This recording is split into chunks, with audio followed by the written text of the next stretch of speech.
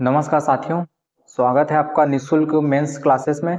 जैसे कि हम रसायन का चैप्टर 1 स्टार्ट किए थे और चैप्टर 2 में पहुंचे थे, ठीक है, जिसमें अपन लोग धातु, ठीक है, धातुओं के भौतिक गुण यहाँ तक पहुंचे थे। आगे हम लोग उसी में कंटिन्यू करते हैं। धातुओं के भौतिक गुण ये देख चुके थे हम लोग। धातुओं में स्वतंत्र इलेक्ट्रॉन पाए जाते हैं, ये हम लोग देख चुके थे, ठीक है। धातुएं इलेक्ट्रॉन दान करने की क्षमता होती है, धातुएं इलेक्ट्रॉन त्याग का धन आयन बनाते हैं, ठीक है। बताया था आपको धातु होता क्या है, इनके पास एक्स्ट्रा इलेक्ट्रॉन रहता है और जो इनके पास एक्स्ट्रा इलेक्ट्रॉन है इनको वे दान करते हैं और दान करके क्या बनाते हैं, धन आयन बनाते हैं। तो धातुओं के जो भौतिक गुण है उसको हम लोग देख चुके थे, ठीक है, फिजिकल प्रॉपर्टीज को। आगे हम लोग रासायनिक गुण को देखने वाले हैं। देखिए, धातु के रासायनिक गुण जब भी पूछेगा 2 नंबर या 4 नंबर, ठीक है, तो इसके लिए पहले याद करिएगा, मतलब ध्यान दीजिएगा। धातुओं का रासायनिक गुण लिखना है अपने को, 3 से 4 पॉइंट लिखना है इस बारे में, ठीक है। तो सबसे पहले ध्यान रखिएगा ये जल का फार्मूला H2O, ठीक। सबसे पहले ऑक्सीजन से क्रिया कराना है, ठीक है, उसके बाद हाइड्रोजन से, उसके बाद ये पूरा जल से क्रिया कराना है H2O से, ठीक है, उसके बाद अम्ल से क्रिया कराना है, ठीक है। ये याद करने का फॉर्मेट बता रहा हूँ, अगर ये अपने को एक फार्मूला पता है तो उससे याद हो जाएगा अपने को। जैसे हम लोग इसमें का ऑक्सीजन ले लिए, ऑक्सीजन से क्रिया कराएंगे तो उसको लिखना है धातुएं जो है ऑक्सीजन से क्रिया करके ऑक्साइड बनाती है, ठीक है। इसी तरीके से इसका हाइड्रोजन को ले लिए, धातुएं जो है हाइड्रोजन से क्रिया करके हाइड्राइड बनाती है, ठीक है। अब पूरा जल को ले लेना H2O को, धातु जो है, कुछ धातुएं जो है जल से क्रिया करके H2 गैस बनाती है, ठीक है, और इसमें ऊष्माक्षेपी अभिक्रिया होता है जिसके फलस्वरूप ऊर्जा उत्पन्न होता है। आगे बताऊंगा आपको। सोडियम जब भी इससे क्रिया करता है विस्फोट होता है। और एक अम्ल से क्रिया करा देते हैं धातुओं की, तो अम्ल से जब भी क्रिया करते हैं लवण बनता है और क्या बनेगा, H2 गैस इसमें भी बाहर निकलेगा, ठीक है। एक और अगर और लिखना रहेगा तो धातुओं के हम लोग क्लोरीन से क्रिया करा देंगे, तो क्लोरीन से क्रिया करके क्या बनाएगा, क्लोराइड बनाएगा, ठीक है। तो ये सरल सा पॉइंट है, 4-5 पॉइंट हम लोग लिख सकते हैं जब भी 2 नंबर का आएगा।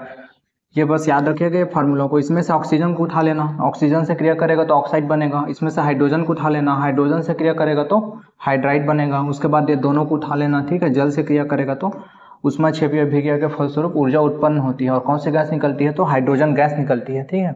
उसके बाद हम लोग अम्ल से क्रिया करा देंगे धातुओं की, ठीक है, जिससे क्या बनेगा, लवण और हाइड्रोजन गैस बाहर निकलेगा। क्लोरीन से क्रिया करवा देंगे तो क्लोराइड बनेगा, ठीक है। अब इसी को हम लोग डील करके लिखना है अपने को।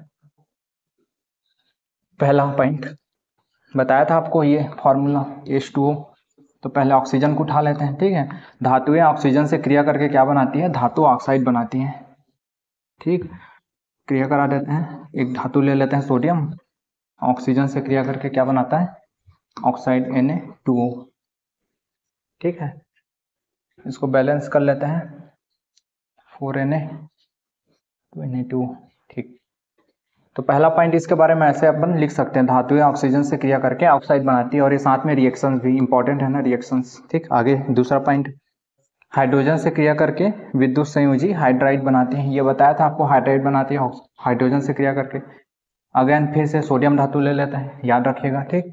हाइड्रोजन से क्रिया करके ये हाइड्राइड बना दी है, ठीक है। बैलेंस कर लेते हैं ये ऐसा। आगे धातुएं जो हैं जल से क्रिया करके हाइड्रोक्साइड और हाइड्रोजन गैस बनाती हैं, ठीक। धातुएं फिर से अगेन सोडियम किससे क्रिया कराना है, जल से, क्या बनेगा, NaOH, सोडियम हाइड्रोक्साइड, और कौन सी गैस बाहर निकलेगा, H2। और याद रखिएगा ये इसमें ऊर्जा उत्पन्न होती है, ठीक, ऊष्माक्षेपी अभिक्रिया के फलस्वरूप।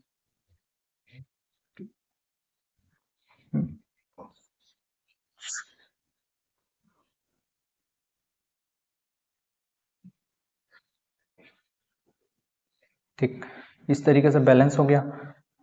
सोडियम को जब भी हम लोग जल से क्रिया कराते हैं, ठीक है, तो एक विस्फोट होता है, आप यूट्यूब वीडियो में देखे ही होंगे, ठीक है। जैसे ही सोडियम को हम लोग पानी में फेंकते हैं तो विस्फोट होने लगता है, ठीक है, जैसे फटाका फूटता है ना, वैसा टाइप का। और एक ऊर्जा, ऊष्माक्षेपी ऊर्जा के फलस्वरूप क्या निकलता है, गैस निकलता है। तो गैस कौन से निकल रहा है, हाइड्रोजन गैस, इतना ध्यान रखिएगा, ठीक। इसीलिए हम लोग सोडियम को किस में रखते हैं, केरोसिन में रखते हैं। जल से इसकी अभिक्रिया को रोकने के लिए केरोसिन को किस में रखा जाता है, मतलब सोडियम को किस में रखा जाता है, केरोसिन में, मिट्टी के तेल में।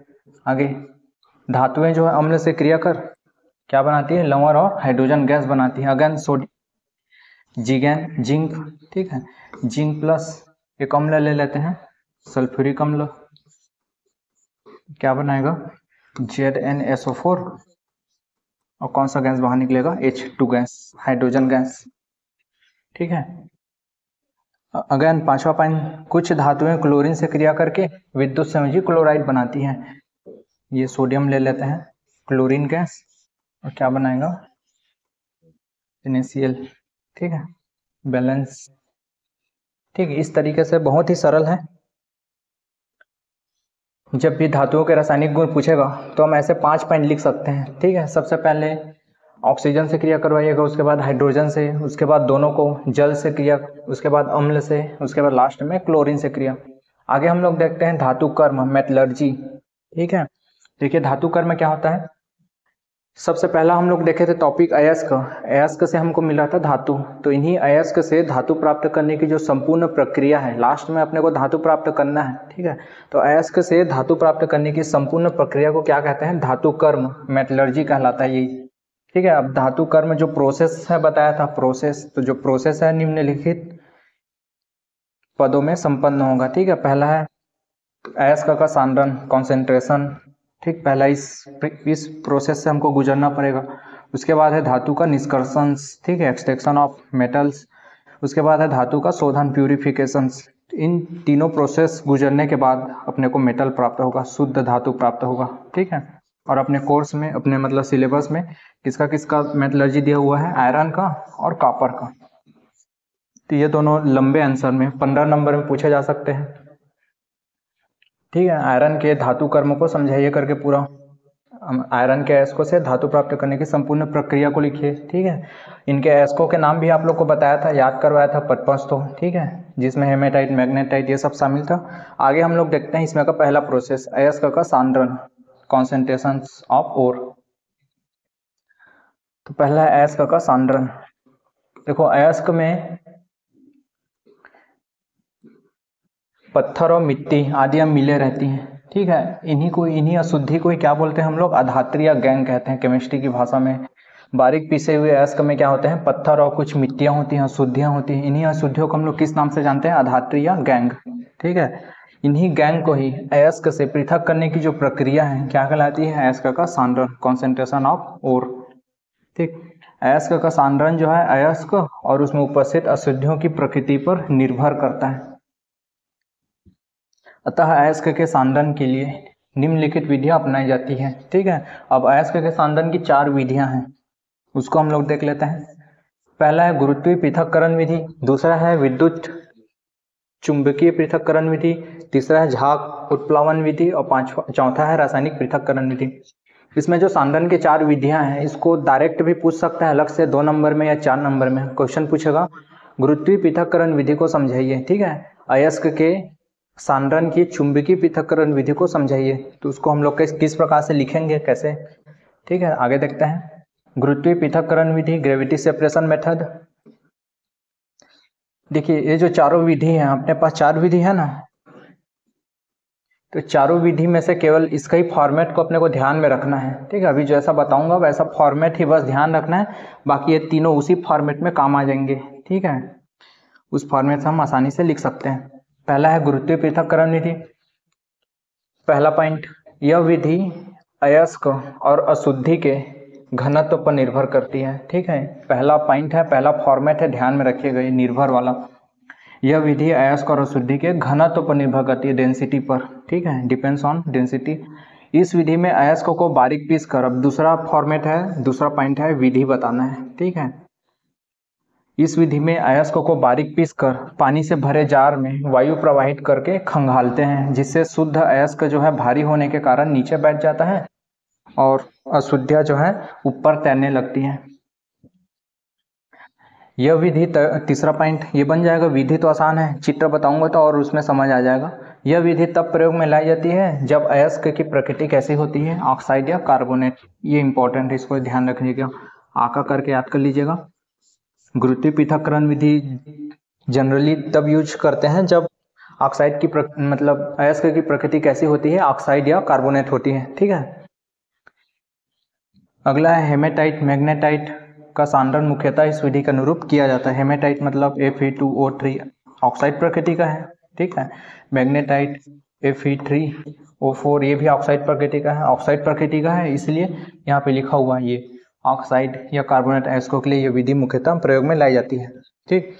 तो ये 4 पॉइंट है, सभी में आएंगे ऐसे 4 पॉइंट, इसी फॉर्मेट में अपने को लिखना है, ठीक। पहला पॉइंट था यह विधि अयस्क और अशुद्धि के घनत्व पर निर्भर करती है, ठीक है। दूसरा पॉइंट में विधि बताना है अपने को, जैसा हम लोग कर रहे हैं, ठीक। और तीसरा पॉइंट में यह विधि तब प्रयोग में लाई जाती है जब अयस्क की प्रकृति ऑक्साइड या कार्बोनेट हो। एग्जाम्पल भी बताना है। हेमेटाइट मैग्नेटाइट का सांद्रण मुख्यतः इस विधि के अनुरूप किया जाता है। चित्र आगे मोस्ट इंपॉर्टेंट चित्र, इसके बिना तो नंबर की कल्पना नहीं कर सकते, ठीक है। तो चित्र बनाना जरूरी है।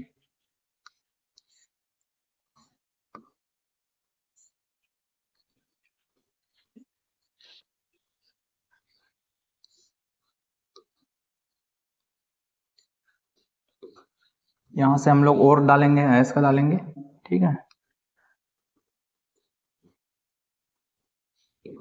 इधर से हम लोग वायु प्रवाहित करके खंगालते हैं, ये पूरा जल रहेगा।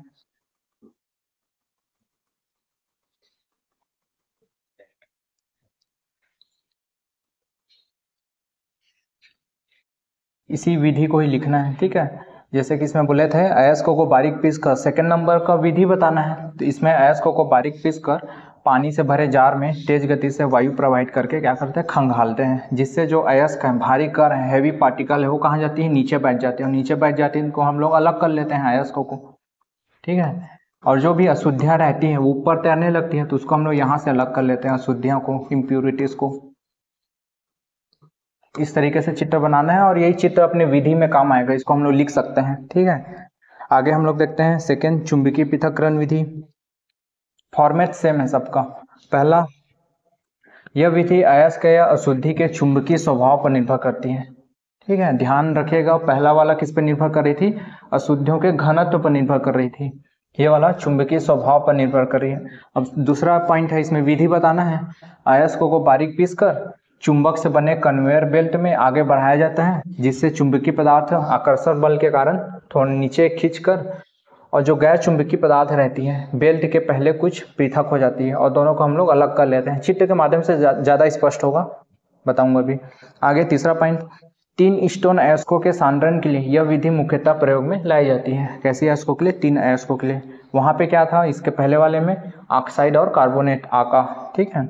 उदाहरण बता दीजिएगा। SnO2 का सांद्रण इस विधि के अनुरूप किया जाता है, ऐसा लिख सकते हैं। अगला चित्र, चित्र से ज़्यादा स्पष्ट होगा।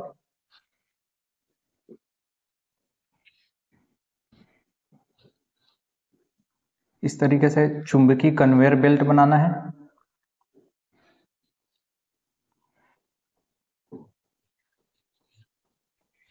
जैसे आटा चक्की में रहता है।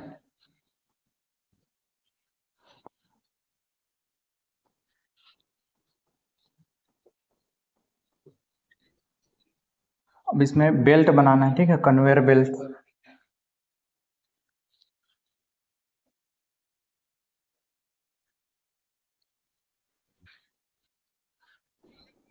यहाँ से हम लोग अयस्कों को डालेंगे, ठीक, जिससे जो चुंबकीय स्वभाव के जो अयस्क हैं, ठीक है, इस ये वाले चुंबकीय कन्वेयर बेल्ट की सहायता से थोड़ा नीचे की ओर झुक कर गिरेंगे, यहाँ पे एकत्रित होंगे, ठीक है। लेकिन जो गैर चुंबकीय पदार्थ हैं,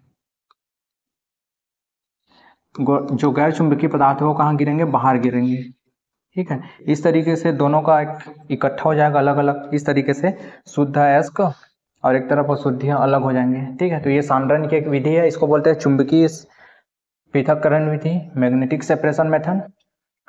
यही हमारा विधि बन रहा था, इसी को ही विधि के रूप में अयस्कों को बारीक पीस कर चुंबक से बने कन्वेयर बेल्ट में घुमाते हैं, जिससे जो चुंबकीय पदार्थ है, चुंबकीय प्रकृति के जो अयस्क हैं, बेल्ट के नीचे और गैर चुंबकीय पदार्थ बेल्ट के बाहर इकट्ठा हो जाती है, ठीक है। ध्यान रखिएगा। फॉर्मेट सबका सेम है, तो इसलिए आसान हो जाता है याद करना। यह विधि इस सिद्धांत पर आधारित है। पहला पॉइंट है झागुट प्लावन विधि, फ्रोट-फ्रोसन मेथड। यह विधि इस सिद्धांत पर आधारित है कि धात्विक सल्फाइड तेल के प्रति और सिलिकेट सल्फाइड जल के प्रति आर्द्र होते हैं, ठीक है, ये ध्यान रखेगा। इस विधि में अयस्कों को बारीक पीस कर तारपीन का तेल और जल के मिश्रण में, इसको बस ध्यान रखिएगा, ठीक है। तारपीन का तेल और जल का मिश्रण ले रहे हैं। तारपीन का तेल और जल के मिश्रण में वायु प्रवाहित कर खंगालते हैं, ठीक है, जिससे अयस्क जो है झाग के साथ ऊपर तैरने लगता है। अयस्क जो है झाग के साथ ऊपर तैरने लगता है और जो भी अशुद्धियां रहती हैं वो नीचे तली में एकत्रित हो जाती है। चित्र के माध्यम से और स्पष्ट हो जाएगा। आगे है सल्फाइड अयस्कों के सांद्रण के लिए यह विधि मुख्यतः प्रयोग में लाई जाती है, ठीक। सल्फाइड अयस्कों के लिए, इसके पहले वाला था 3 स्टोन अयस्कों के लिए और उसके पहले था ऑक्साइड और कार्बोनेट अयस्कों के लिए। यहाँ पे क्या है, सल्फाइड अयस्कों के लिए। तो इसमें सल्फाइड अयस्क का ये मिल जाएगा आपको, ठीक है, कॉपर पैराइट CuFeS2 सल्फाइड अयस्क है ना। तो सल्फाइड अयस्कों के सांद्रण के लिए यह विधि मुख्यतः प्रयोग में लाई जाती है। उदाहरण में लिखिएगा, कॉपर पैराइट का सांद्रण मुख्यतः इस विधि के अनुरूप किया जाता है, ठीक। अब चित्र देख लेते हैं। चित्र में एक टब बनाना है अपने को। क्या का मिश्रण था यहाँ पे, जल और तारपीन के तेल का, ध्यान रखिएगा।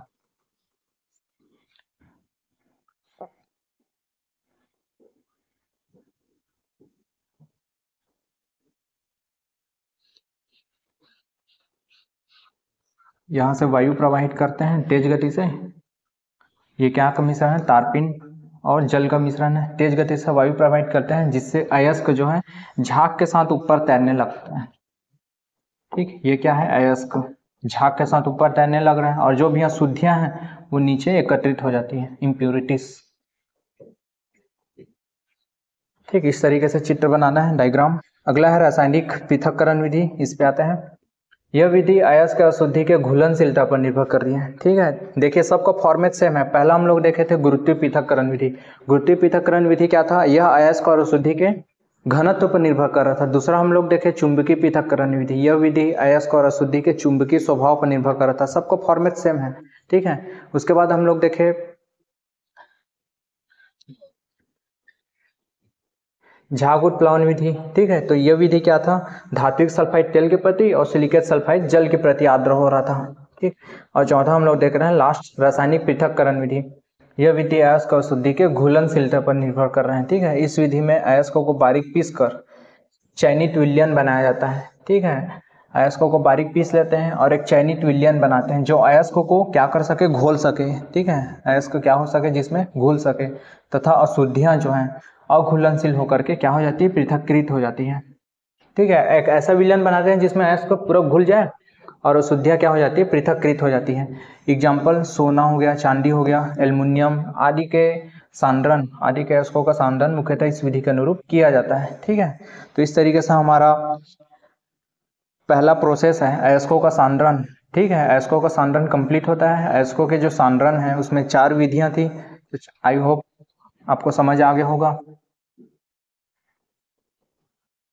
अयस्कों के सांद्रण की कितनी विधियां थी, 4 विधियां थी, ठीक है। पहला ग्रेविटी सेपरेशन मेथड,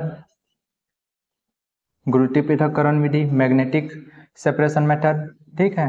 चुंबकीय पृथक्करण विधि, फोर्थ फ्लोशन मेथड, झाग उत्प्लावन विधि और चौथा है रासायनिक पृथक्करण विधि, ठीक।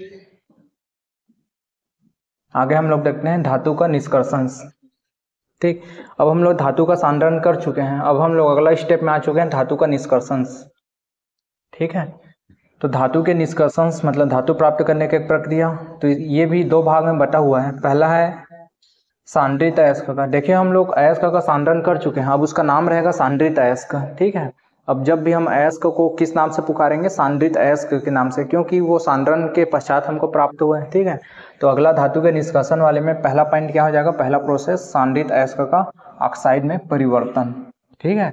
उसके बाद दूसरा प्रोसेस ऑक्साइड का धातु में अपचयन, ठीक। आगे देखते हैं ये पहला प्रोसेस को, सांद्रित अयस्क का ऑक्साइड में परिवर्तन। पहला है सांद्रित अयस्क का ऑक्साइड में परिवर्तन। अब इसके भी 2 विधियां हैं, पहला है भर्जन और दूसरा है निस्तापन। देखो हम लोग सांद्रण किए हैं अयस्क का, मतलब एक प्रकार से उसको धोए हैं, ठीक है। अब उसको हम अपने को सुखाना है, तो सुखाने की 2 विधियां हैं, या तो भर्जन या तो निस्तापन, ठीक है। आगे देखते हैं भर्जन और निस्तापन क्या होता है। ये डायरेक्ट 2 नंबर या 4 नंबर में क्वेश्चन पूछता है, ठीक है। भर्जन क्या होता है, भर्जन की परिभाषा लिखिए। निस्तापन क्या होता है, निस्तापन की परिभाषा लिखिए, ठीक है। तो भर्जन और निस्तापन को देखते हैं हम लोग, अंतर के फॉर्मेट में देखते हैं ताकि हम लोग ज़्यादा से ज़्यादा इस पे पॉइंट लिख सकें। एक होता है भर्जन, रोस्टिंग, एक होता है निस्तापन, कैल्सिनेशन।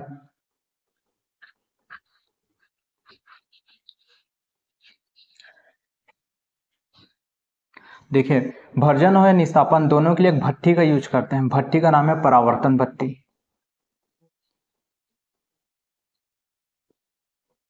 ठीक है, भर्जन हो या निस्तापन दोनों के लिए जो भट्ठी यूज करते हैं उसका नाम है परावर्तन भट्ठी। अगला, इसी में ऑक्सीजन की उपस्थिति में करते हैं। ठीक है,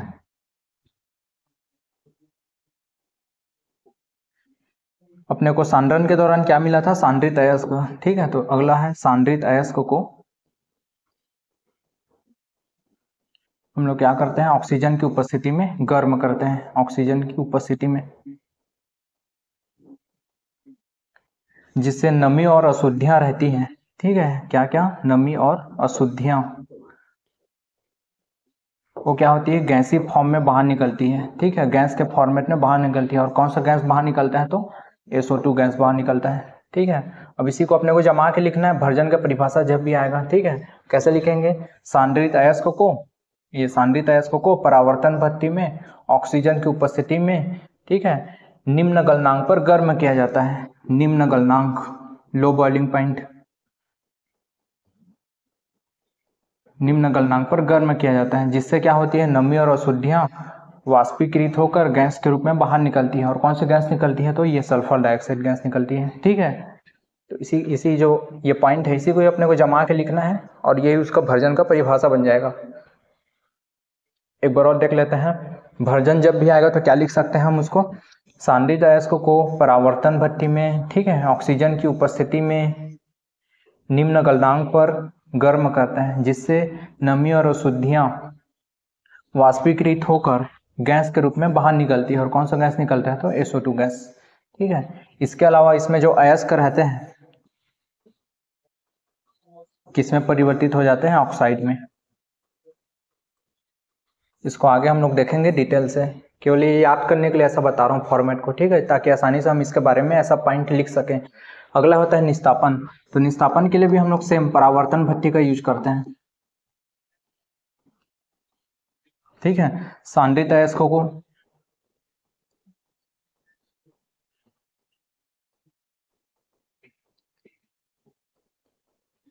देखिए, इसमें ऑक्सीजन की उपस्थिति था, बस यही एक अंतर है। ठीक है, भर्जन और निस्तापन में इसमें ऑक्सीजन की अनुपस्थिति में होता है। ऑक्सीजन की अनुपस्थिति में होता है। फिर बाकी सेम फॉर्मेट, इसमें भी नमी और अशुद्धियां गैसीय अवस्था में बाहर निकलती है। ठीक है, नमी और अशुद्धियां क्या होती हैं? गैसीय अवस्था में बाहर निकलती है। और कौन सा गैस बाहर निकलता है इसमें? CO2 gas.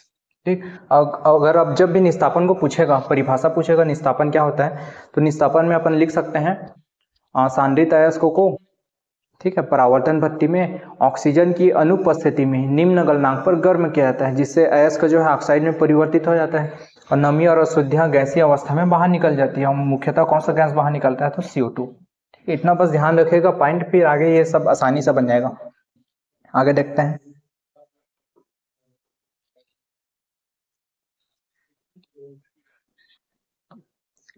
अगला होता है भर्जन। देखिए, परिभाषा क्या बोल रहा है, अभी जो हम लोग सीखे उसी के बेस पे बनेगा। सांद्रित अयस्क को, ठीक है, हाँ, सांद्रित अयस्कों को ले रहे हैं परावर्तन भट्ठी में, ठीक है, ऑक्सीजन की उपस्थिति में निम्न गलनांक पर, ठीक है, निम्न गलनांक पर गर्म करने की प्रक्रिया भर्जन कहलाती है। भर्जन या जारण कहते हैं। ठीक है, तो ये परिभाषा अपने को आसानी से याद हो जाएगा। आगे देखते हैं। इसमें नमी तथा अशुद्धियां वाष्पीकृत होकर, नमी और अशुद्धियां क्या हो रही है? वाष्पीकृत होकर गैसों के रूप में बाहर निकलती है। हाँ, निकल रही थी, अभी देखे कुछ देर पहले। ठीक है, इसमें मुख्यतः कौन सी गैस निकलती है? तो मुख्यतः SO2 गैस निकलती है। ठीक है, इसमें SO2 गैस बाहर निकल जाती है। और क्या चेंजेस आता है? अयस्क जो है किसमें परिवर्तित होता है? ऑक्साइड में परिवर्तित होता है, अभी बताया था। एक और चीज ध्यान रखिएगा, सल्फाइड अयस्कों के लिए यह विधि मुख्यतः प्रयोग में लाई जाती है। ठीक है, भर्जन का उपयोग हम कब करेंगे? जब अयस्क की प्रकृति कैसी होगी? सल्फाइड प्रकृति की होगी। ठीक है, उदाहरण के लिए इसमें हम लोग रिएक्शन दे सकते हैं। उदाहरण में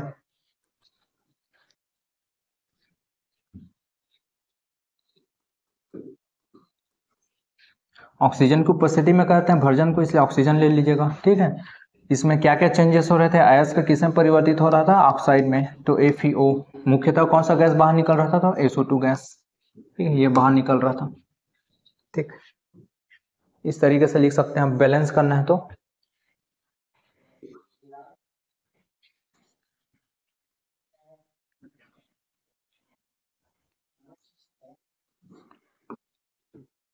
इस तरीके से 23/। ठीक है, FeSO2 FeO और 2SO2।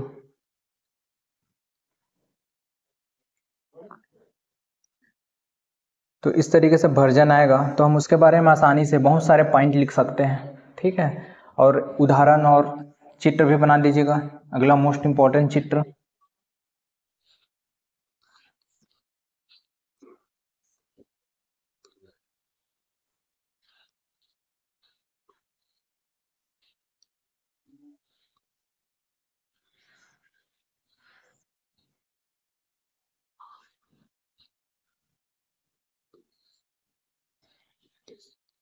इस तरीके से परावर्तन भट्टी का चित्र बना दीजिएगा। ठीक है, 10वीं के बुक में आपको और अच्छे से मिल जाएगा। इसमें आगे है निस्तापन।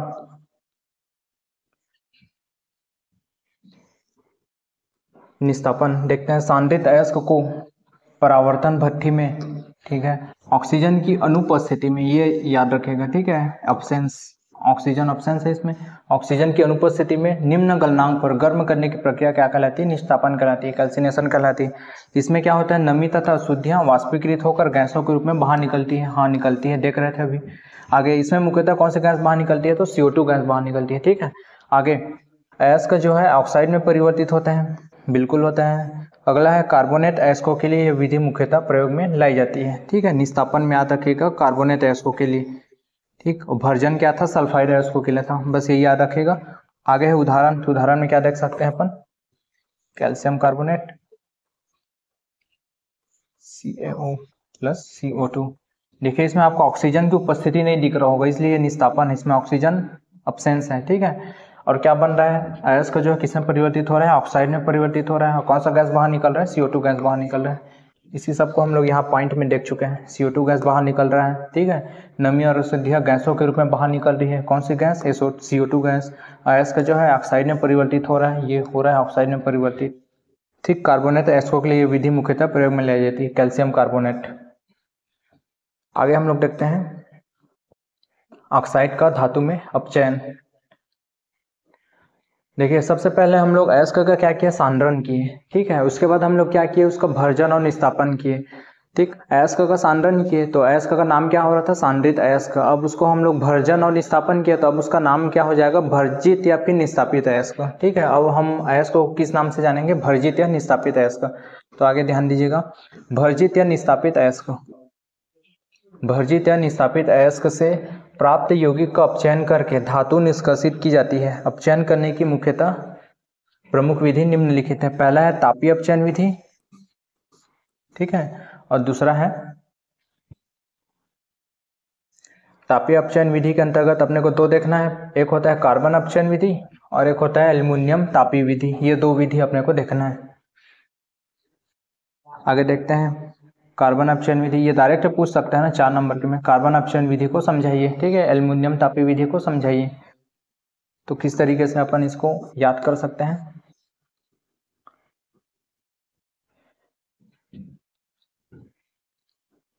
देखिए कार्बन अपचयन विधि के पहले आपको बता देता हूँ इसके बारे में क्या क्या पॉइंट अपन लिख सकते हैं।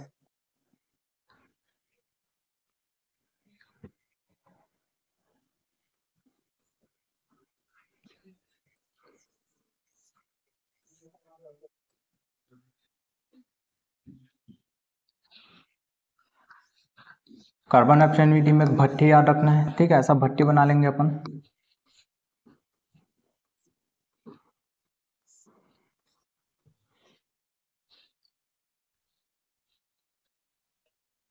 देखिए भर्जन और निस्तापन के बाद आ रहा है, इसलिए अयस्क का नाम क्या होगा? भर्जित या फिर निस्तापित अयस्क। भर्जित या निस्तापित अयस्क।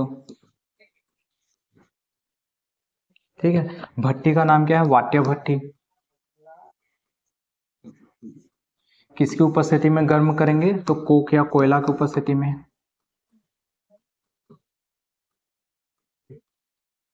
ठीक है, कोक या कोयले की उपस्थिति में। और कितने ताप पर गर्म करेंगे तो 700 से 1800। ठीक है, अब इतने ताप पे गर्म करेंगे, ठीक, तो क्या होता है, धातु जो अपने को पिघली हुई अवस्था में प्राप्त होता है।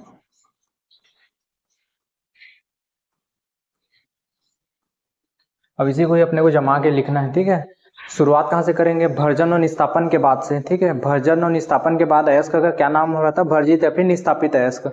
तो भर्जित या फिर निस्तापित अयस्क को वाट्य भट्टी में कोख, कोयला और एक और चीज यूज करते हैं इसमें, गालक। क्या होता है आगे बताऊंगा आपको। ठीक है, भर्जित या फिर निस्तापित अयस्क को वाट्य भट्टी में कोक, कोयला और गालक की उपस्थिति में 700 से 1800 अंश, ठीक है, सेल्सियस पर गर्म करते हैं, जिससे धातु क्या होता है, पिघली हुई अवस्था में प्राप्त होता है, जिसे हम लोग इस प्रक्रिया से पृथक कर लेते हैं। ठीक है, इसमें धातु मल भी प्राप्त होता है पिघली हुई अवस्था में, जिसको हम लोग पृथक कर लेते हैं। दोनों ही पिघली हुई अवस्था में प्राप्त होता है, एक तो धातु भी पिघला हुआ और एक धातु मल भी पिघला हुआ। तो जितना आपको पॉइंट बताया हूँ इसी को अपने को ही इसकी विधि में लिखना है पूरा। ठीक है, भर्जित या फिर निस्तापित अयस्क को वाट्य भट्टी में कोक, कोयला और गाला की उपस्थिति में 700 से 1800, ठीक है, ताप पर गर्म करते हैं, जिससे धातु क्या होता है, पिघली हुई अवस्था में प्राप्त होता है। और साथ में क्या प्राप्त होगा, धातु मल भी प्राप्त होगा, वो भी पिघली हुई अवस्था में। अब देखते हैं आगे इसके पॉइंट में। देखिए, इस विधि में भर्जित या निस्तापित अयस्क को, ठीक, बिल्कुल सही है, वाट्य भट्टी में सही है, कोक, कोयला और गाला की उपस्थिति में, ठीक है, 700 से 1800 उच्च ताप पर गर्म किया जाता है। ठीक, जिससे अयस्क पिघली हुई अवस्था में प्राप्त होती है तथा धातु मल भी पिघली हुई अवस्था में प्राप्त होती है, जिससे पृथक कर लिया जाता है। ठीक है, ये फॉर्मेट केवल याद करने के उद्देश्य से बताया हूँ। ठीक है, ऐसा पॉइंट याद करने के लिए आपको लिखना कैसा है, वो जमा के लिखना है पैराग्राफ में। ठीक है, आगे देखते हैं। दूसरा पॉइंट अपन इसमें क्या लिख सकते हैं, कॉपर और आयरन का प्रगलन मुख्यतः इस विधि के अनुरूप किया जाता है। किसका किसका ध्यान रखिएगा, जो कार्बन अपचयन विधि है उसमें हम लोग किसका किसका कर सकते हैं, कॉपर और आयरन का, ठीक है, का प्रगलन इस विधि के अनुरूप किया जाता है। देखिए, किसकी उपस्थिति में गर्म कर रहे थे हम इसको, कार्बन, कोक, कोयला। ठीक है, तो संपूर्ण अभिक्रिया कार्बन की उपस्थिति में होने के कारण इसका नाम क्या हो जाएगा, कार्बन अपचयन विधि। ठीक, तो इतना पॉइंट हम आसानी से बिल्कुल कार्बन अपचयन के बारे में लिख सकते हैं। ठीक है, जैसे कि इसमें भट्टी जो यूज कर रहे हैं कौन सा है, वाट्य भट्टी है। ठीक है, भर्जित या निस्तापित अयस्क को कोक, कोयला और गाला की उपस्थिति में 700 से 1800 ताप पर गर्म करते हैं, जिससे धातु और धातु मल दोनों ही पिघली हुई अवस्था में प्राप्त होती है। किसका किसका उपयोग किसके अनुरूप किया जाता है, कॉपर और आयरन का प्रगलन मुख्यतः इस विधि के अनुरूप किया जाता है। ठीक है, और क्या लिख सकते हैं इसके बारे में, संपूर्ण अभिक्रिया कार्बन की उपस्थिति में होने के कारण इसका नाम क्या हो रहा है, कार्बन अपचयन विधि हो रहा है। अगला देखते हैं एल्युमिनियम तापी विधि, या अन्य नाम इसी को बोलते हैं थर्माइट विधि। अब ये कैसा होता है, इस विधि में अयस्क तथा रेत से भरे अग्निसह क्रूसिबल पात्र में, ये याद रखेगा, अयस्क और रेत से भरा हुआ एक पात्र रहता है, अग्निसह क्रूसिबल पात्र, चित्र के माध्यम से बताऊंगा ज़्यादा स्पष्ट होगा, एल्युमिनियम और बेरियम पेरोक्साइड की उपस्थिति में। ठीक है, पहले तो एक पात्र लेंगे, अग्निसह क्रूसिबल पात्र, जो किससे भरा रहेगा, अयस्क और रेत से। अब इसमें क्या रहेगा, एल्युमिनियम और बेरियम पेरोक्साइड की उपस्थिति में जो मैग्नीशियम का फीता रहता है उसको हम लोग क्या करते हैं, जलाते हैं, गर्म करते हैं। ठीक है, गर्म करेंगे तो क्या होगा, उसमें क्षेपीय अभिक्रियाएं होंगी, और उसमें क्षेपीय अभिक्रिया होती है, ऊर्जा उत्पन्न होती है। ठीक है, जिससे तापमान क्या होता है, 3000 तक पहुंच जाता है। ठीक है, और इस उच्च ताप पर, हाई टेम्परेचर पे क्या होगा, धातु जो है पिघली हुई अवस्था में प्राप्त होती है। इसको हम लोग क्या कर लेते हैं, निकाल लेते हैं। ठीक है, ये सिंपल सा मेथड है। क्रोमियम और मैग्नीज का अपचयन मुख्यतः इस विधि के अनुरूप किया जाता है। इसके पहले कार्बन अपचयन देखे थे, उसमें हम लोग देखे थे कॉपर और आयरन का प्रगलन मुख्यतः इस विधि के अनुरूप किया जा रहा है। इसमें क्रोमियम और मैग्नीज का अपचयन मुख्यतः इस विधि के अनुरूप किया जाता है। ठीक, तो ये भी आसानी से अपने को याद हो जाएगा। अगला गालक, जो अभी कुछ देर पहले आया था। देखिए, कुछ अयस्क में जो है कुछ अशुद्धियाँ ऐसी रहती हैं जो एकदम ढीठ प्रकृति की होती है, जो निकलने का नाम ही नहीं रहती, तो इनको निकालने के लिए हम लोग क्या यूज करते हैं, गालक। ठीक है, फ्लक्स, अयस्क में उपस्थित अशुद्धि को, ठीक है, अयस्क में जो ढीठ प्रकृति के अशुद्धि रहते हैं उसको हम लोग गलाने के लिए मिलाया जाता है। गलाने के लिए जो पदार्थ मिलाया जाता है उसी को हम क्या बोलते हैं, गालक। तो सिंपल सा परिभाषा लिख सकते हैं, 2 नंबर में पूछेगा, अयस्क में उपस्थित अशुद्धि को गलाने हेतु मिलाया गया पदार्थ क्या कहलाता है, गालक कहलाता है। ठीक, जैसे ही हम अशुद्धि, कोई भी अशुद्धि है ढीठ प्रकृति को, उसमें गालक मिलाएंगे तो क्या बनेगा, धातुमल बनेगा, और धातुमल के रूप में वो उसको हम आसानी से अलग कर सकते हैं। ठीक, इस तरीके से अपने को शुद्ध धातु प्राप्त हो जाता है। जो गालक होता है दो प्रकार के होते हैं, एक होता है अम्लीय गालक और दूसरा होता है क्षारीय गालक। तो अम्लीय गालक क्या होता है, जो क्षारीय अशुद्धि रहता है उसको गलाने के लिए मिलाया गया पदार्थ क्या कहलाता है, अम्लीय गालक कहलाता है। ठीक है, क्षारीय अशुद्धि रहता है उसको गलाने के लिए मिलाया गया पदार्थ क्या कहलाता है, क्षारीय गालक कहलाता है। जैसे कि FeO ये अशुद्धि है, तो क्या बनेगा, फेरस सिलिकेट। ठीक है, ये क्या है, क्षारीय अशुद्धि। ये हम लोग क्षारीय अशुद्धि को दूर करने के लिए क्या मिला रहे हैं, गालक मिला रहे हैं। ठीक है, तो गालक मिलाएंगे तो क्या बनेगा, ये धातुमल, फेरस सिलिकेट धातुमल मिलेगा, और वो प्रक्रिया से उसको हम लोग पृथक्कित कर लेते हैं। क्लियर है। आगे हम लोग देखते हैं क्षारीय गालक। तो क्षारीय गालक क्या होता है, अम्लीय अशुद्धि को, जो भी अम्लीय अशुद्धि रहते हैं उसको गलाने के लिए मिलाया गया पदार्थ क्या कहलाता है, क्षारीय गालक कहलाता है। क्लियर है। इसका एग्जाम्पल देख लेते हैं, SiO2।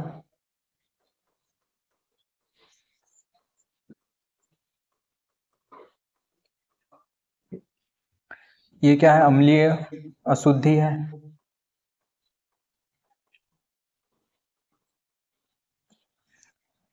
ये क्या है, गालक है, अशुद्धि को मिलाने के लिए, गलाने के लिए मिलाया गया पदार्थ है गालक। और जब गालक इससे मिलाएंगे तो क्या बनेगा, धातुमल बनेगा, जिससे इस प्रक्रिया से हम आसानी से इसको पृथक्कृत कर सकते हैं और शुद्ध धातु प्राप्त करते हैं। ठीक है, इस तरीके से आज हम लोग, ठीक है, सांद्रण देखे, सांद्रण के बाद भर्जन, सांद्रण की 4 विधियां देखे, गुरुत्वाकर्षण, चुंबकीय पृथक्करण विधि, झाग उत्प्लवन विधि। ठीक है, और लास्ट में देखे रासायनिक पृथक्करण विधि। उसके बाद हम लोग भर्जन और निस्तापन देखे, भर्जन और निस्तापन के बाद हम लोग देखे कार्बन अपचयन विधि देखे। ठीक, कार्बन अपचयन विधि, और एक और था एल्युमिनियम तापी विधि, गालक क्या होते हैं, आज हम इन सभी चीज़ों को सीखे हैं। ठीक, तो इस तरीके से प्रॉपर एक नोट्स तैयार करना है, उसको लिखते चलना है और याद करते चलना है। ठीक है, इसका जो नोट्स है अपने टेलीग्राम चैनल पे आसानी से आपको मिल जाएगा। ठीक है, धातुओं के सांद्रण और उसके निष्कर्षण के बाद आगे हम लोग एक लास्ट स्टेप बच गया है। ठीक है, धातुओं का शोधन। तो इस पे हम लोग आते हैं, ये धातुओं का शोधन। ठीक है, निष्कर्षण से, एक्सट्रैक्शन से हमको धातु मिल गया था। धातु का अब लास्ट स्टेप क्या बचे है, धातु को अपने को प्यूरिफिकेशन करना है, शोधन करना है। तो इसकी 2 विधियां अपने को ध्यान रखना है, एक होता है भौतिक विधि और दूसरा होता है रासायनिक विधि। भौतिक विधि में भी हम लोग दो प्रोसेस देखेंगे। पहला होता है द्रवण, ठीक है, ये एक विधि है भौतिक में, या फिर दूसरा है प्रभाजी क्रिस्टलीकरण या जोन शोधन विधि, जोन मेथड। ठीक है, दूसरा है रासायनिक विधियां, इसमें हम लोग 2 विधि देख सकते हैं, एक होता है वान आरेकल विधि और दूसरा होता है विद्युत अपघटनी शोधन विधि। बारी बारी से इसको देखते हैं, इसमें से किसी भी एक को 2 नंबर या 4 नंबर में पूछ सकता है, या फिर जैसे कि कॉपर का मेटलर्जी को पूछेगा, ठीक है, कॉपर का धातु कर्म को पूछेगा, तो उसमें को अपने को एक शोधन विधि तो लिखना ही पड़ेगा, लास्ट स्टेप में अपने को शोधन वाला डालना ही पड़ेगा। तो इसलिए अपने को याद करना जरूरी हो जाता है। ये चारों को देख लेते हैं बारी बारी से। पहला होता है भौतिक विधि और दूसरा होता है रासायनिक विधि। तो भौतिक विधि में 2 आ रहे थे, एक है द्रवण। तो द्रवण क्या होता है देख लीजिए। देखिए, जो शीघ्र पिघलने वाली धातु रहती हैं, जो शीघ्रता से पिघलती हैं, जैसे कि टीन हो गया, लेड हो गया, ठीक है, आदि को क्या करते हैं हम लोग, ढलान वाली परावर्तक भट्टी में गर्म करते हैं। ऐसा भट्टी का यूज करते हैं जो ढलान हो, ठीक है, ऐसा भट्टी का यूज करते हैं जो ढलान वाला हो, ठीक है। और यहाँ पे अपने को धातु पिघल कर जिससे क्या हो जाती है, नीचे बह जाती है और अवांछनीय पदार्थ है पीछे छूट जाते हैं। यहाँ से अपन गर्म करते हैं, ठीक, ढलान वाली परावर्तन भट्टी, ढलान वाली भट्टी में। यहाँ से अगर जब हम टीन और लेड को बहाते हैं, ठीक है, तो धातु जो है पिघल के अपने को यहाँ पात्र में एकत्रित हो जाती है, और जो भी अशुद्धियाँ रहती हैं, ठीक है, यहीं पर ही वो अवशेष के रूप में बच जाती है। अगला है जौन शोधन विधि या प्रभाजी क्रिस्टलीकरण विधि, दूसरा नंबर का। देखिए, पहला पॉइंट अपन क्या लिख सकते हैं इसमें, जौन शोधन विधि इस सिद्धांत पर आधारित है कि धातु में अशुद्धि होने पर उसका गलनांक, ठीक है, शुद्ध धातु से कम होता है। ये सिद्धांत है, इस सिद्धांत पे काम करता है जो जौन शोधन है। इसमें क्या होता है, धातु में जब भी अशुद्धियां रहती है, ठीक है, एक होता है शुद्ध धातु और एक होता है अशुद्ध धातु। तो अशुद्ध धातु का गलनांक क्या हो जाता है, कम हो जाता है। और वही इस सिद्धांत पे काम करता है जौन शोधन जो है, ठीक है। इस विधि के अनुरूप किसका किसका किया जाता है, तो सिलिकॉन और जर्मेनियम आदि का शोधन इस विधि के अनुरूप किया जाता है। अगला विधि देख लेते हैं कैसा काम करता है प्रोसेस। इसमें जो अशुद्ध धातु की छड़ जो है, ठीक है, अशुद्ध धातु की छड़ बनाकर उसके एक सिरे को वृत्ताकार ऊष्मक से पिघलते तक गर्म करते हैं, जिससे छड़ के निचले भाग की ओर, और उसको क्या करते हैं, छड़ के निचले भाग की ओर खिसकाते हैं। चित्र से भी स्पष्ट हो जाएगा। ऊष्मक द्वारा धातु को एक भाग पिघल जाता है और अशुद्धियाँ क्या हो जाती है, द्रवित भाग के साथ बहकर, ठीक है, जो अशुद्धियाँ रहती है वो पहले पिघल जाती है, तो अशुद्धियाँ क्या होती है, द्रवित भाग के साथ बहकर छड़ के दूसरे सिरों की ओर पहुँचती है और उसे बाद में निकाल कर हम लोग पृथक्कृत कर लेते हैं, ठीक है। इस प्रक्रिया को बार बार दोहराना पड़ता है, तो बार बार दोहराएंगे तब जाके अपने को अति शुद्ध धातु प्राप्त होता है, ठीक है। सिद्धांत किस सिद्धांत पे काम कर रहा है, तो जो कम अशुद्धि वाले जो धातु रहते हैं उनका गलनांक कम होता है, इस सिद्धांत पे काम कर रहे हैं और वो जल्दी पिघल जाते हैं, जल्दी पिघल जाते हैं तो अपने को प्राप्त हो जाते हैं अशुद्धियाँ, ठीक है। उसको हम लोग पृथक्कृत कर लेते हैं, ठीक है। सबसे पहले तो इसमें एक छड़ बनाते हैं। चित्र अगर बनाना रहा तो किस तरीके से बना सकते हैं, एक छड़ बनाएंगे,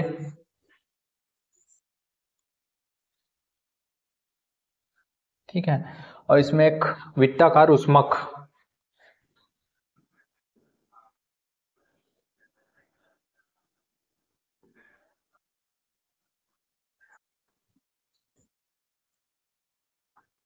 इस तरीके से वृत्ताकार ऊष्मक कहेंगे और उसको एक सिरे से दूसरे सिरों की ओर खिसकाते हैं, ठीक है, जिससे जो अशुद्धियां हैं, ठीक है, वो जिनका गलनांक कम रहता है वो पहले पिघल जाती हैं और हमें अशुद्धियां जो है प्राप्त हो जाती है, पृथक्कृत हो जाती है। और इस प्रक्रिया को बार बार दोहराया जाता है, बार बार दोहराएंगे तब जाके अपने को अति शुद्ध धातुएं प्राप्त होंगी। आगे ये तो दो विधियां कंप्लीट हो गए भौतिक की, अगला है रासायनिक विधि। तो रासायनिक विधि में पहला था वान आरेकल और दूसरा है विद्युत अपघटनी। तो पहला वान आरेकल को हम लोग देख लेते हैं। पहला ही किस सिद्धांत पे काम करता है, तो अस्थायी और वाष्पशील धातुओं के शोधन के लिए यह विधि मुख्यतः प्रयोग में लाई जाती है, ठीक है। यह विधि किसके लिए उपयोग में लाई जाएंगी, जितने भी अस्थायी और वाष्पशील धातु रहते हैं उनके शोधन के लिए क्या है, वान आरेकल विधि प्रयोग में लाई जाती है। इस विधि में निर्वात में ध्यान रखिएगा ना, जो जो वर्डिंग है उसको ध्यान रखिएगा। निर्वात में क्या करते हैं, आयोडीन से भरे बल्ब को तोड़ा जाता है, ठीक है, जिससे और तोड़ कर क्या करते हैं, धातु को गर्म किया जाता है, ठीक है। निर्वात में क्या कर रहे हैं, आयोडीन से भरे बल्ब को तोड़ रहे हैं और धातु को क्या कर रहे हैं, गर्म कर रहे हैं, ठीक है, जिससे जो टाइटेनियम आयोडाइड है गैसीय अवस्था में प्राप्त होती है, ठीक। आयोडीन से भरे बल्ब को तोड़ेंगे तुमको क्या मिलेगा, टाइटेनियम आयोडाइड। कौन से फॉर्म में मिलेगा, गैसीय अवस्था में प्राप्त होगा, ठीक है। गैसीय अवस्था में प्राप्त हो गया, अब यही क्या है, गर्म तंतु के संपर्क में आएगा, ठीक है, आएगा तो अपने को क्या मिलेगा, टाइटेनियम आयोडाइड विघटित होकर शुद्ध टाइटेनियम के रूप में प्राप्त होता है, ठीक है। जैसे ही गर्म तंतु के संपर्क में आता है ये टाइटेनियम आयोडाइड क्या के रूप में प्राप्त होता है, अपने को टाइटेनियम के रूप में प्राप्त होता है और अशुद्धियां जो है नीचे एकत्रित हो जाती हैं। तो बहुत सिंपल सा प्रोसेस है। सबसे पहले हम लोग निर्वात लेंगे, ठीक है। निर्वात में क्या करेंगे, आयोडीन से भरे बल्ब को तोड़ेंगे, ठीक, और क्या करेंगे, धातु को गर्म करेंगे, जिससे जो टाइटेनियम आयोडाइड अपने को प्राप्त होगा, तोड़ने के फलस्वरूप बल्ब को तोड़ेंगे टाइटेनियम आयोडाइड प्राप्त होगा। और टाइटेनियम आयोडाइड क्या होता है, गर्म तंतु के संपर्क में आता है और अपने को क्या देता है, शुद्ध टाइटेनियम देता है। इसी प्रोसेस को ही जमा के लिखना है अपने को, ठीक है। निर्वात में आयोडीन से भरे बल्ब को तोड़ा जाता है और धातुओं को गर्म किया जाता है, जिससे अपने को टाइटेनियम आयोडाइड गैसीय अवस्था में प्राप्त होता है और जो टाइटेनियम आयोडाइड है तंतु के संपर्क में आने पर टाइटेनियम के रूप में प्राप्त होता है, शुद्ध धातु अपने प्राप्त होता है। इसी को रणनीतिक धातु कहते हैं, ठीक। आगे अच्छा, इसमें अपने को चित्र बनाना हो वान आरेकल में तो इस तरीके से बना सकते हैं। ये सब चित्र आपको पीडीएफ में नोट्स में उपलब्ध करा दिया जाएगा।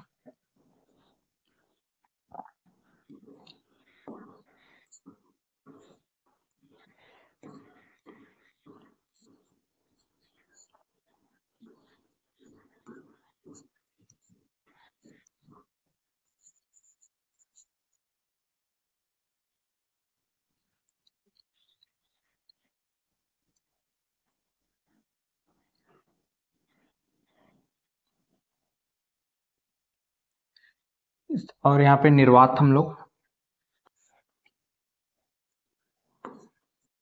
निर्वात की स्थिति पैदा करेंगे, ठीक। इस तरीके से वान आर्टिकल मेथड में जब भी आएगा ऐसा 3-4 पॉइंट अपन लिख सकते हैं और क्या बनाएंगे, चित्र, ठीक, चित्र के बिना नंबर मिलना संभव नहीं है।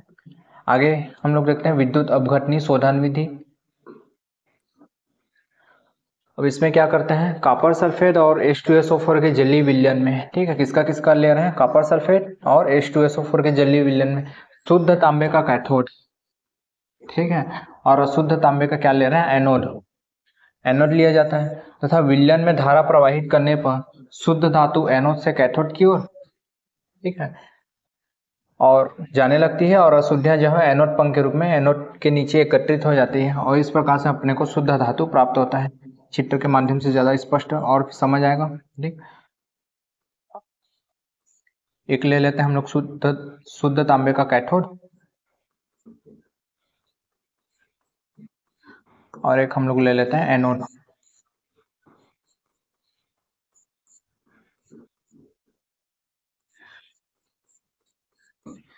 और ये विलयन क्या रहेगा, इसके अंदर जो भी विलयन रहेगा कॉपर सल्फेट और H2SO4 का जलीय विलयन रहेगा। ठीक है,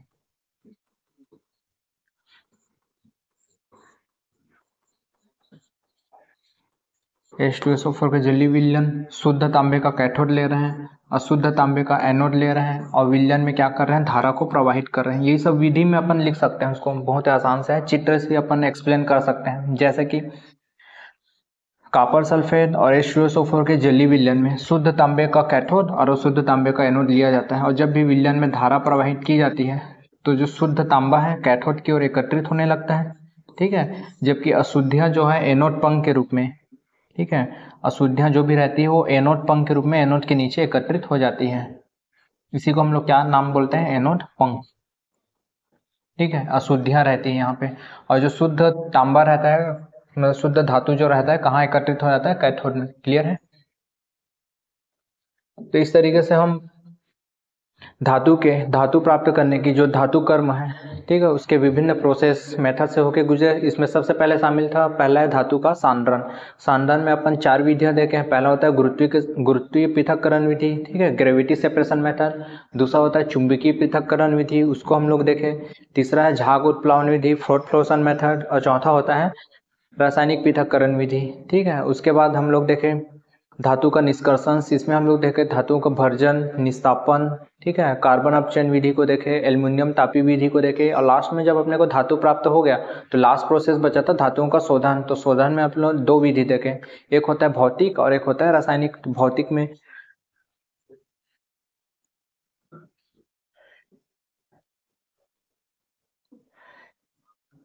में हम लोग पहला देखे ड्रमर, ठीक, और दूसरा है जोन शोधन या प्रभाजी क्रिस्टलीकरण। और रासायनिक विधि में हम लोग देखे वान आरेकल विधि, और दूसरा है विद्युत अपघटनी विधि। तो इस तरीके से हम शुद्ध धातु प्राप्त कर लिए और उनका शोधन भी कर लिए। अब आने वाले वीडियो में, ठीक है, हम लोग जो सीधा सिलेबस में दिए हुए हैं, जैसे कॉपर का निष्कर्षण, ठीक है, कॉपर के धातु कर्म को समझाइए, और आयरन के धातु कर्म को समझिए। जो लंबे क्वेश्चन बनने के चांसेस ज़्यादा हैं, जैसे कि 8 नंबर हो गया, 15 नंबर हो गया इसमें।